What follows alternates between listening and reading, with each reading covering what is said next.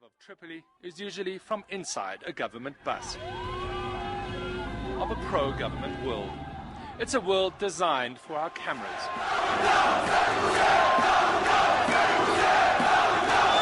This is the Libya the government wants us to see, a people united behind the regime in undying support for Muammar Gaddafi. But opposition figures here in Tripoli tell us a different story.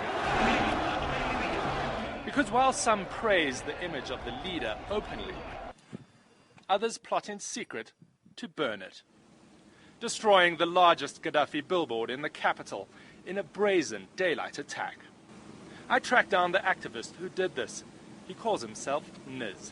It is symbolic because it is in the heart of Tripoli. It is in what some people have been saying, a city void of any opposition to Gaddafi. This is not true. Anti-regime sentiment is rife and is plentiful and is active.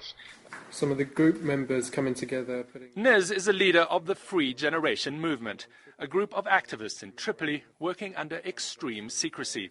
He sent CNN this video of their operation. So this is our little communication center, where they use modern technology to broadcast defiance. I had to interview Niz on Skype for his safety.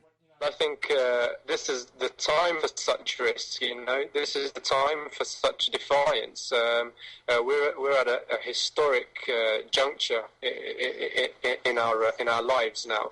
And for years, for almost 42 years, the people of Libya have been apathetic. We've shown nothing but apathy, and I have been one of those. Now is the time for everyone to stand up and to be counted. They aren't rebels, he says. They are just ordinary youth taking extraordinary risks. Like painting the opposition flag on the highway in a city crawling with government gunmen. If you were caught, what would happen to you? Security forces at checkpoints could quite readily shoot us for what we do, and they would be accountable to nobody. Nothing we do can be deemed as anything but peaceful acts of civil disobedience, and yet we risk execution if caught.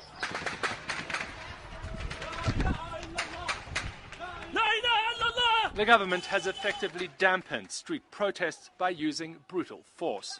But over several weeks of reporting, it became clear that there is a very large, very frightened group of people who oppose Gaddafi.